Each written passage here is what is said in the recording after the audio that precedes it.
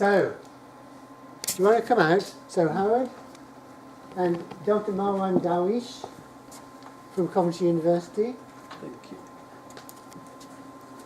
Maybe I should want me to just fill people in. So Marwan is a principal lecturer at the Centre for Trust, Peace and Social Relations.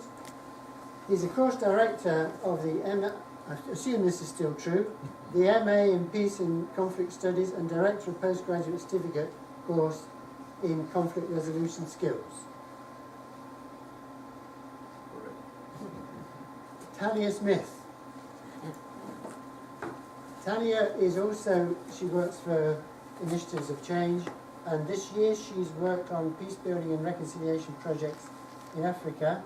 And the fourth member I haven't met yet, Jane Abu Bahene, is she here? She's not here. Okay. Never mind. So, what we're going to do is spend some time having a conversation, and we are recording this conversation, so mainly the panel will be speaking, I guess, but if anybody here does not want to be recorded, then can you say, if you're going to speak, or if you say, either now or at the end, we can edit out anything that shows you speaking. So, first of all, maybe somebody would like to give their response to what they've seen, or maybe it should be me. I mean, I showed this film last week, no, was it last week? To Myra at the University of Warwick, and she said she cried most of the way through. And I mean, I've seen this film several times, and I still feel like crying when I see it and when I talk about it. It is, I think, a very moving film.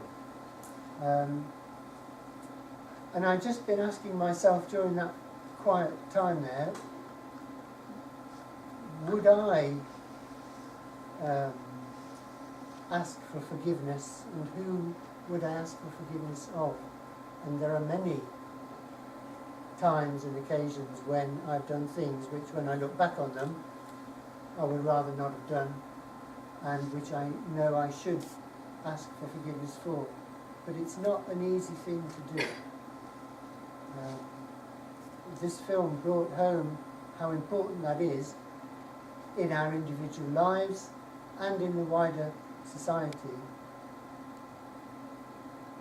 But I think, I mean, I don't know what you people think, but in order to do that, you need to have a lot of trust and confidence in the environment. You know, to feel safe to do that. For example, to stand up here and confess the things that you've done, which you know are wrong, and which are maybe causing you internal anguish, which is what a lot of this was about. People were angry because they had not found forgiveness. To do that in front of strangers is not easy. In fact, I'm not sure it's easy in front of anybody.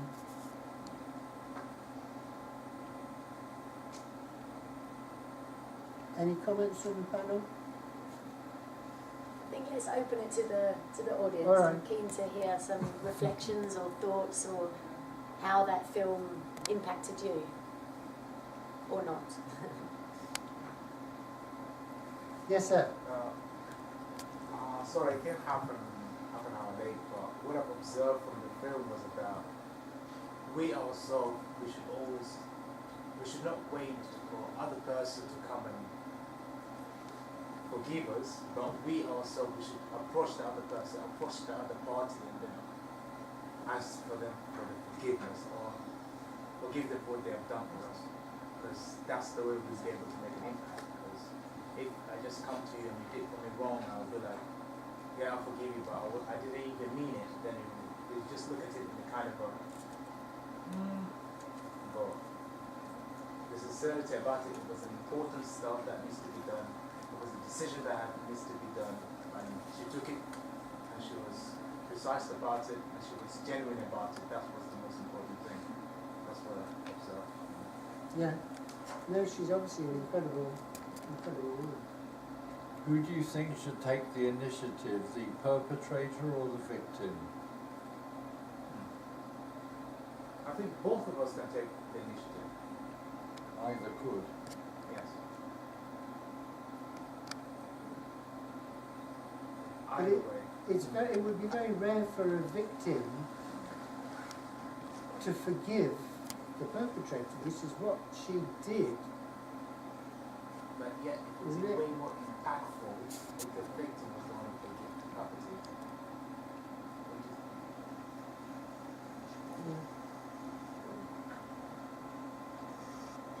Who do you think is the perpetrator and who is the victim of those two? Because it's an exciting Anyone else would like to But it's very complicated in that kind of situation, because often people are positioned as perpetrators and victims, and interchangeably, if you like. Or often they may become perpetrators because they themselves have been victims of violence. I'm not saying it's an excuse, but the context of the situation is extremely important. And that's why what you mentioned about safety, not all victims would want, all perpetrators would want to be in that situation, so it very much depends on the people and the situation and the circumstance. So it has to be very carefully managed. Do you see both as victims then? Or survivors. I don't like the word victim. All right, survivors. What do other people think?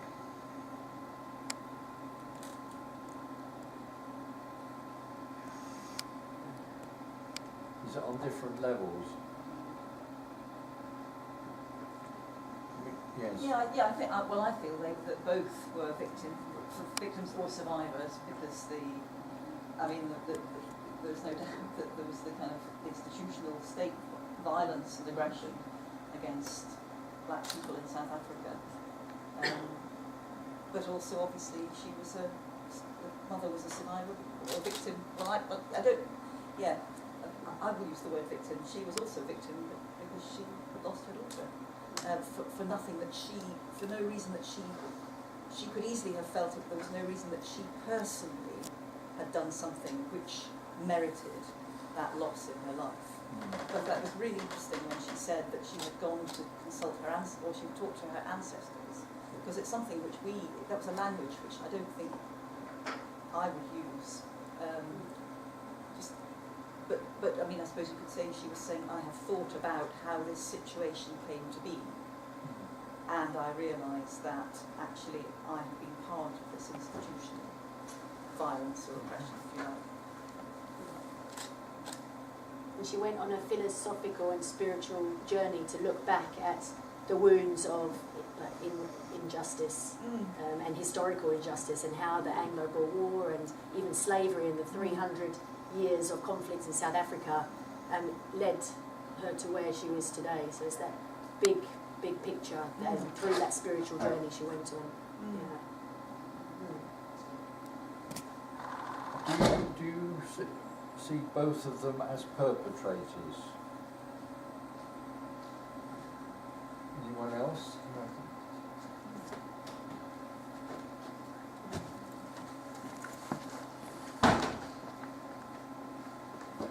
It's very difficult to define because Can everyone she hear? had a personal loss, and yet she was part of the white South African nation, which had over the decades practiced apartheid policy. So she was one of many.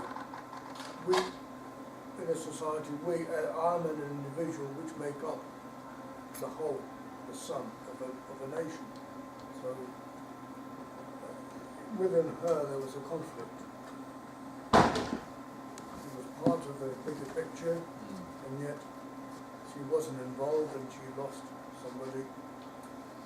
And it's quite a difficult situation to come to terms with. Mm. But her personal recognition, turning over saying that I forgive because what I would be interested to know is her commitment towards forgiveness. Was that after the Peace and Reconciliation Commission? Did they ever commit to themselves towards forgiveness? That their coming together actually wasn't part of the peace and reconciliation process. Although you see them on the film, Lapa did go forward for that, but when he was going to fill in the form, it says which atrocity did you commit, and he said, as Liberation Army Commander, I am responsible for everything that happened in my name. And they said, no, but who did you actually kill? He said, I'm responsible for everything that happened in my name. And they said, no, but so he withdrew. And what is interesting in this case is that those two people met themselves. They had no mediation. It just came about through their contact. And so forgiveness was not part of the Peace and Reconciliation Commission at all, then, was it, by the sound of it? For those two it wasn't. No, but was it for others? Yeah, of course, the commission, I mean, I'm not here to talk about the Truth and Reconciliation Commission, but yes, that was part, there was assumption, yes, that was part of it. I think what I think, I mean, in reflecting what I saw, you could see, first of all, to forgive is, I think it's Desmond Tutu, somebody described it as taking the sting of the poison from your body. You know, so if you forgive somebody, so you taking this poison off the anger or that revenge. So I see both sides have power, you know. They have the power to say no or to forgive or not to forgive. So that in a way there is that. For me, the dilemmas that the issue of forgiveness and reconciliation raises is, I think you touched upon that, is the personal forgiveness, is that condition for a societal move toward reconciliation? How does the personal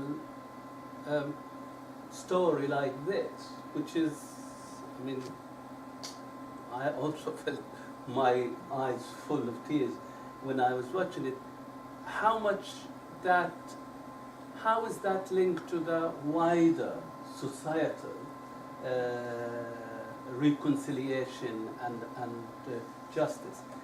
In fact, there is, I would say, again, one of the dilemmas, one of the reflections that the film raises for me is that tension between peace, justice, and reconciliation. You know, that these are things that they don't all the time meet together in an equal. So, who do you want to give more? Were you willing to, for the peace, to forget and forgive and reconcile, or for the justice, you are not willing? So the tension is there, and it is nobody really can answer that except the societies themselves, like in South Africa, like in Chile, like in other contexts, that need to be some consensus about it. Do we want justice, or do we want to move towards peace and reconciliation? and what is the consequences to each side we take. It has some consequences to society. So, yeah, so, you know, I think that's some of the things that is raised to me. The other thing that I don't want to be, I just want to, let's say, to tease or to be the the critical sort of touch is to say that, you know, that we don't, I mean, ideally we would like to live in a harmonious society, but this is not, that is not something that, a condition. We can live side by side. Okay, maybe that's not the best thing. At least we're not harming each other. We could live in a way, maybe I send my kids to the same school, which is also good, a better sort of level, and we could live in a more mixed neighborhoods and society. So there isn't really a one sort of recipe how that could happen. Which is the best? Obviously, it's not easy to say. Maybe people would like to live separate, parallel, but maybe they prefer that to live more. So, I mean, that's all issues that I think part of this discussion about reconciliation.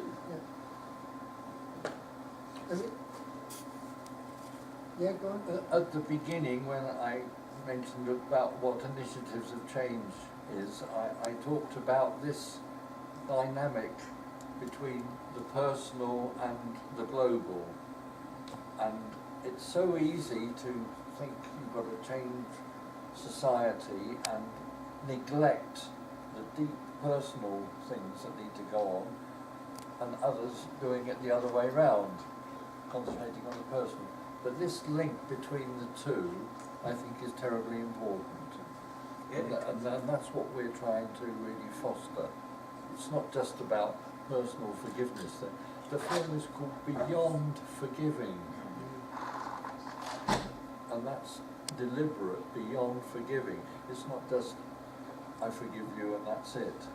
They then go out together to try to build a new world. And that's really what is needed, I think. So just to bring this back to the context, we're organising this event within the United Nations Association context. The United Nations was formed in 1945 to stop wars happening after the Second World War. Since then, we've had 300 wars started. That's one every 3 months. The United Nations, therefore, is not succeeding in its main job of stopping wars. So something's going wrong. And there are a number of reasons why that's happening. We had a new Secretary General in January, Antonio Guterres, and his first talk to the Security Council. The Security Council is the place that's responsible for stopping wars from happening. That's supposed to be, that creates international law, it's supposed to do the job. And his first talk to them said, you know, we have to change from a culture where we wait for conflict to grow and then try to stop it, which we're failing to do, to change from that to a culture of trying to bring harmony to societies before wars happen. Of those 300 wars, many of them have been recurrent wars. The same groups of people have fought over and over again, because what happens is that they fight, maybe the United Nations goes in, or for some other reason they stop fighting, but the fundamental conflict is still there. And sometime later, it breaks out again. And until we've got reconciliation between groups, until we solve the fundamental issues that's causing the problem, we're not going to stop those recurrent wars happening. So, the question is, how can we bring the lessons that we've seen, the experiences that we've seen in this film, which is about two people going out to communities, how would you imagine that could be put on a higher level, taken in within the United Nations organisation? What do you think that countries or groups or the United Nations could do to try and really make this happen on a broader level, rather than waiting for individuals to do something? Has anybody, maybe some members of the panel have got some ideas? Because it's been 11 months since Antonio Guterres made that speech. I'm not sure what he's done in that time, but if we can come up with some ideas about what we think he should be doing, we can write to him and tell him. Or we can get the UK government to raise these issues. That's what the United Nations Association is. It's to make sure the UK government fulfills its obligations under the UN Charter and tries to improve the quality of this clearly failing institution, failing at least in this aspect of its job. So what do you think should be done to try and bring forgiveness and reconciliation to communities that are split? For example, in Sarajevo is a typical example. There are many, there are hundreds of them all around the world. What could be done?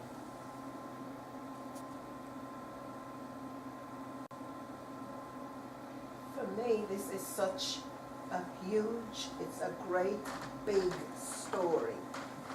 And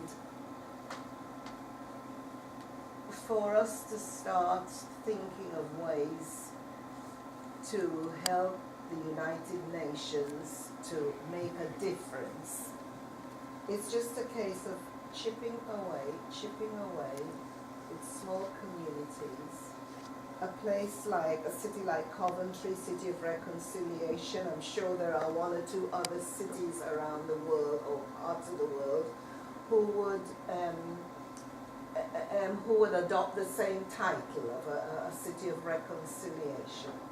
And it is by people like Howard and others and you good people just spreading the word in small ways. For me, I feel that it was Jin's compassion for Letlapa after he took responsibility that brought about her first move towards meeting up with him. Now, I saw this film some 6 months perhaps ago, and this is it, you see. We cannot change everyone all at once. It's just little by little. It changed me, because as someone I hadn't spoken to for 14 years, I am one of those who go about saying, forgive, because I'm a minister. And it came home to me that I cannot continue doing that. I have to be true to myself.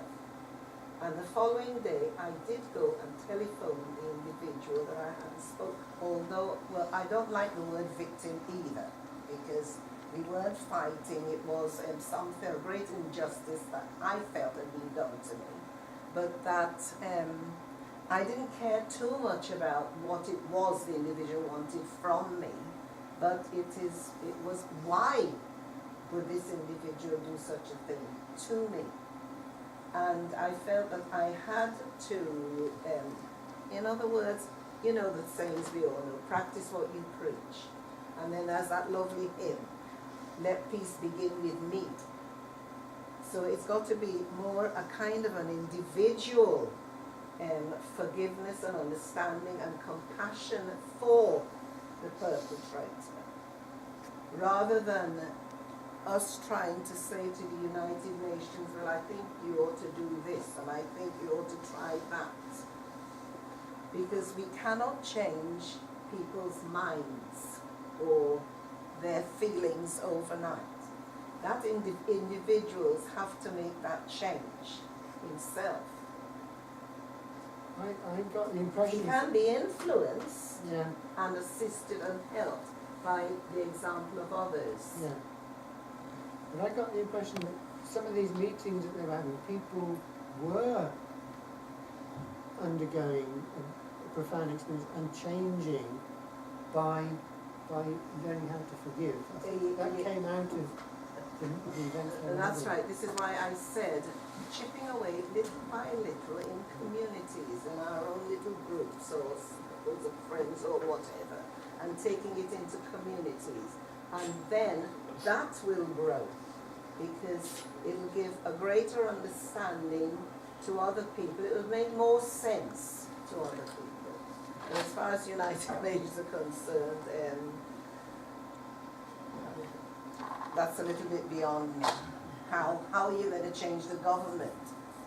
How are you going to change United Nations? How are you going to change what's taking place here and there? But you have a vote. I mean, if the public wants their government to put reconciliation on their agenda, I mean, how often do you hear political parties talk about reconciliation? It doesn't happen, does it? But anyway, I understand what you're saying. When Nelson Mandela came out of Robben Island in prison, something had happened in his spirit after all those years in prison. If he'd have come out with resentment and hatred in his heart, that would have created a different history in South Africa. So we mustn't underestimate what happens in an individual and the impact that that could make. And I see young people sitting here, and I wonder, I'm old now, I wonder what you're going to do with your lives. When I was moving around with Les Clapper, he taught in schools to sixth forms who were aged about 17. He said when he was 17, different things had happened in South Africa, terrible things, and he went to school one morning with his bag, and instead of going to school, he went over the border to Botswana and joined the liberation struggle. For 17 years, he was in the liberation struggle. He rose through the ranks till he became commander. At the age of 17, a decision that he took has led to so much, and later on to this, and what he's doing now. So I think it's terribly important, decisions that we make, that we don't know where they're going to go to. But with Les Clapper, he said to us, not in the film, he said, when Jin forgave him, that touched something deep inside and restored his humanity. He's an atheist, incidentally, as you saw in the film. So this was a spiritual experience that he recognises that he had. But none of this would have happened if he hadn't had that experience. You know, you can go out and say, I'm going to be a peace builder, but with him, it was a deep thing that had happened in his personal life. So I think that's terribly important, that we build on solid foundations. I had that when I was a student in London on a completely different issue, and I won't go into that, but I know I wouldn't be sitting here now if I hadn't taken a personal step which was costly in my life, but that's what has been built on. I'm just musing about the character of Les Clapper, because she actually said how honest he was and how humble, and in the integrity, the humility. If he had not had that characteristic, I doubt if they could have moved forward together. I think he must have been an outstanding person. I think he is, yeah. And it was the answer that he gave to Jin's first question about does he believe in God, or is he a spiritual person? And the response he gave was a pivotal moment in their friendship. Yeah. And I've had privilege to spend time with Jin and Lapper and with Howard when we used Beyond Forgiving and took them on a tour around the UK. And I was struck by just the deep friendship and care that they have for each other.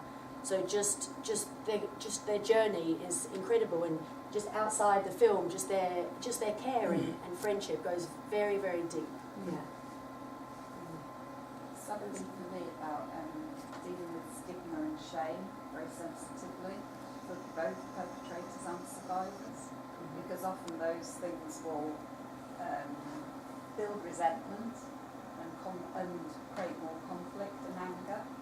So the process that was portrayed by the film was about, as we said, sensitively dealing in a safe way, so that people who feel ashamed about what they've done can still come forward and talk about that, but not be judged. And so for me, it's something about that kind of process that's very important, because otherwise people stay silent and then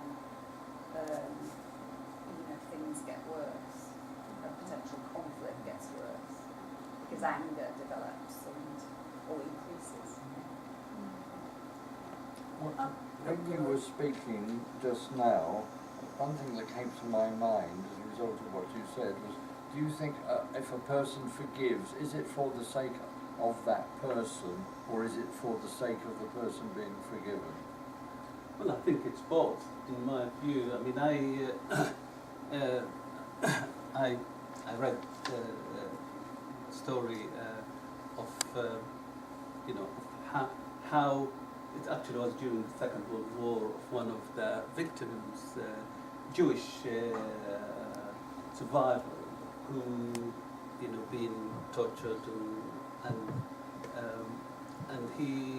then an SS person before he's also going to die, and he wanted the forgiveness. So he asked, can you take me to a Jewish person to ask for forgiveness? Now, the power of to say, well, to want the forgiveness, and for the Jewish victim to say yes or no, it is a very,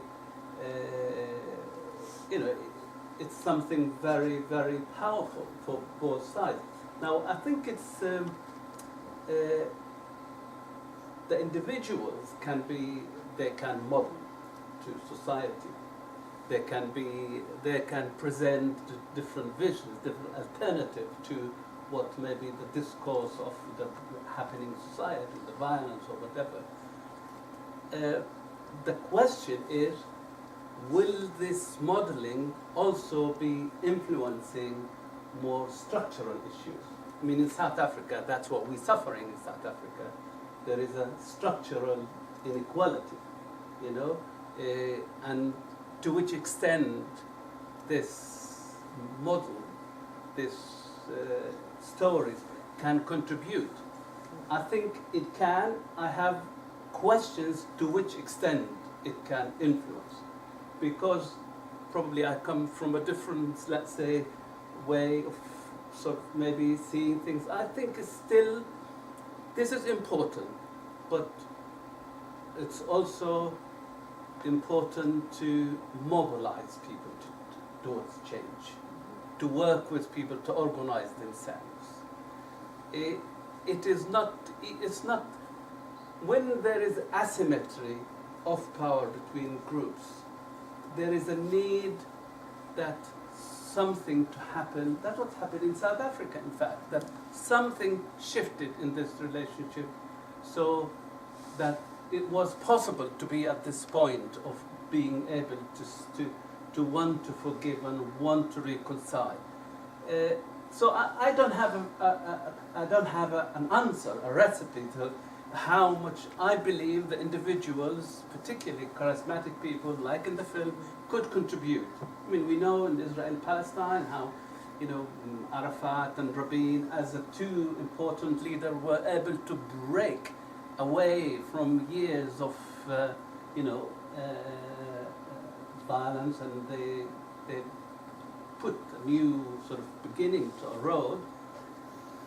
But they both, one being assassinated and the other died, and we know what the consequences. So there is a risk of relying too much on the individual. I would like to see more and more, obviously, people who could push towards that, but there will be still structural inequality. I did notice in the film, which was very interesting, what one person noticed and not noticed. I noticed in the workshop of the facilitation what the vision, she was asked what the vision. What was it? I don't know if people noticed that. Education, health, structure. So this is our structural issues of inequality. So the individuals, maybe they will be able to, to work together, to forgive each other, to put it there. However, what they were pointing out to a structural inequality. And that is much, much more difficult to change. It is, even if in the individual level we will reconcile, still I am not sure that will transform the structural inequalities, which poses another questions. How would we deal with that? Yeah. So it's not either or. I think they can be complementary, but my feeling that this is not enough in a way.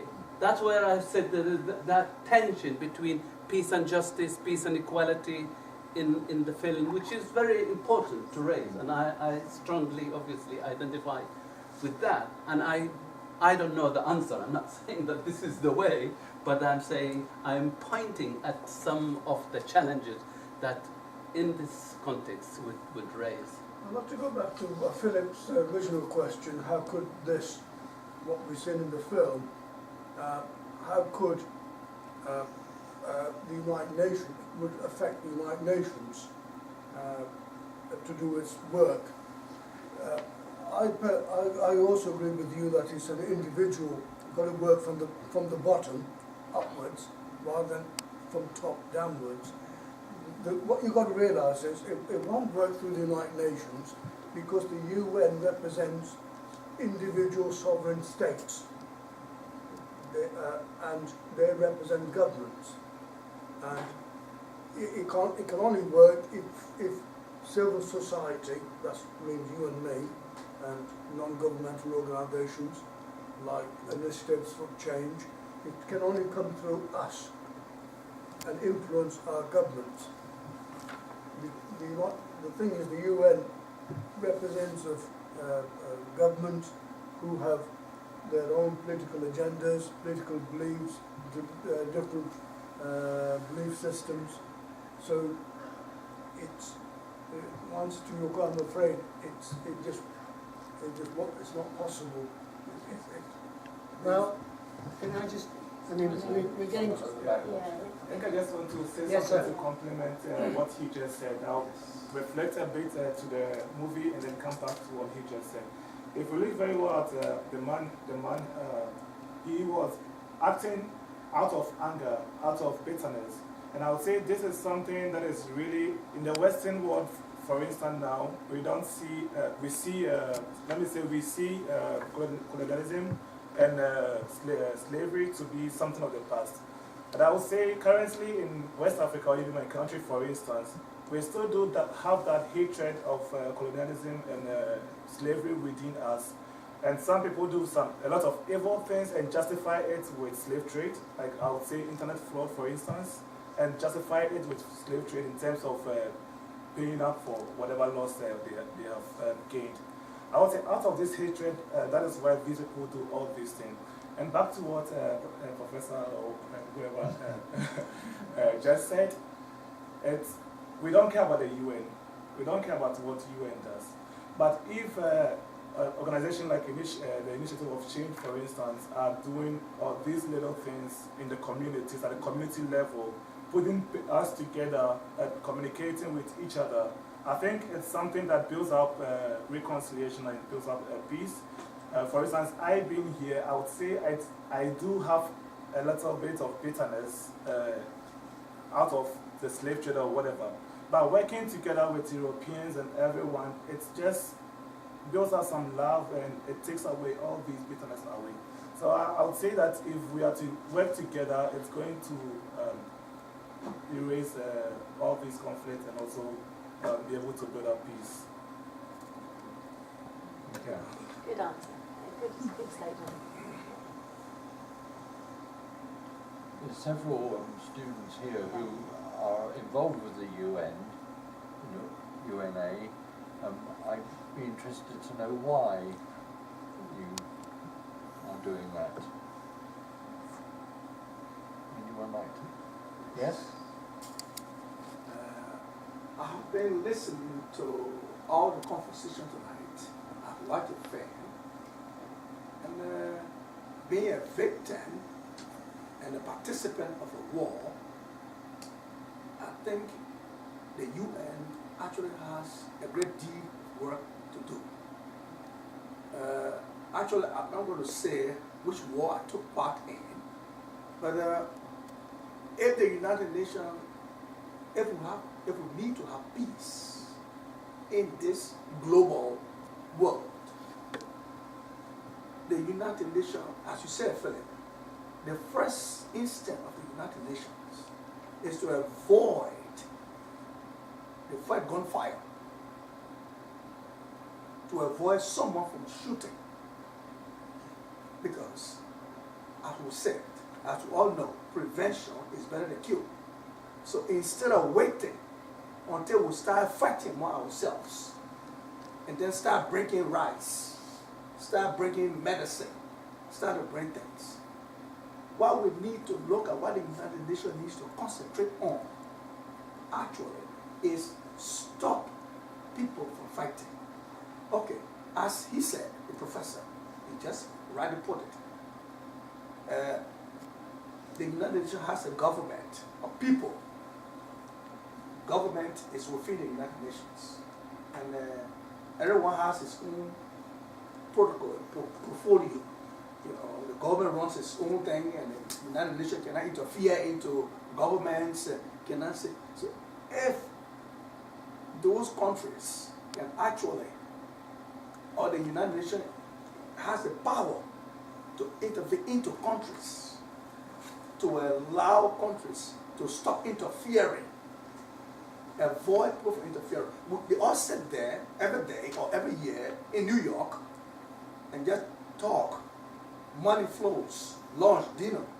Now, if they sit in New York and just don't talk and try to talk to Trump, try to talk to Putin, try to, get to these people and avoid them from supporting war in Syria, supporting war in Liberia, supporting war, the United Nations has a great deal of work to still do. They must stop the gun from shooting first thing. That's the first thing they have to do. Prevent the war, prevent a gun from firing, a grenade from firing, and then think about, they won't have problems stopping the war. I'm an example. Now, I was a child soldier. I fought a very desperate war. A war that, I was in a war that I saw United Nations, instead of stopping the war, some of them took part in the war. I was on the side of the government. I took part. I fought for the government. But rebels are just people that don't have access to facilities. But because a country works with the United Nations, we give arms to rebels. We give uniforms to rebels. For example, the war I fought, let's take for example, the hop, the area of the hop is my terrain. Okay. I cover the whole terrain of the hop. No one can get to that terrain. But when it comes to that, the hub is a building. the building, the whole terrain of the hop is, for example, I control that area. But everybody that comes to that place are civilians. I control you pass. But after 30 minutes, at my back, I will see people in rebel uniforms. You just pass, I control you, there's one direction. You came in, I control you, enter my terrain as a surveillance. But how later on you can start shooting from the back?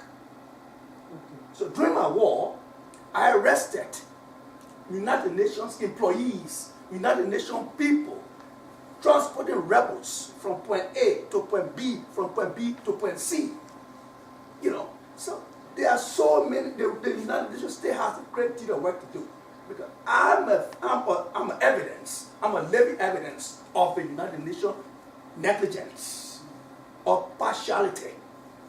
So, you know, I'm part of the United Nations, I'm a volunteer, but Philip, you know, if we can get that message out to them, you know, it will be highly appreciated. Okay. Thank you, guys. Thank you. We are coming towards an end. Has anybody got any final things they wish to say? I think I'd just like to encourage people. There's many layers in this film. I needed to watch it 2-3 times to let it sink in. But I'd encourage you to use the message of the film and look inside your hearts. Like, is there any hatred and bitterness you're holding on to? Is there any wrongs you can put right? And then how that can affect your life. Because the big things of the picture of the UN and is that big picture level that we can make a difference, sign petitions, do this, but it's hard to make that change. But individually, how can we be the best person in our families, in our communities, and what ripple that makes? So I'd like to encourage you all to put that film into your lives. Yeah. Howard, is it on YouTube? There's a trailer on YouTube, but not the whole film. But we are saying the DVDs outside. Can I Yes. just say one word? Of course. And thank Howard and everyone else, because since I met with Lapa and Jin probably about 6 months ago, was it, I think? Bit Something longer. like, yes. I tell everybody about this story. It doesn't matter who I meet, wherever I go, because I can start injecting my little bit about forgiveness, where I found I had to do it from here. And then I go on to explain to them all about this lovely story. That's made such a great big difference to so many people.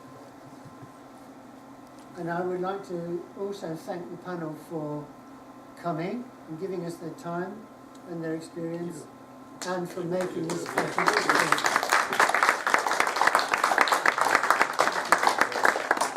And thank you also for coming.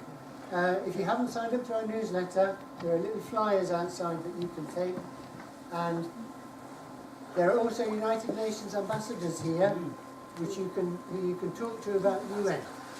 Come talk to us. Can I just say,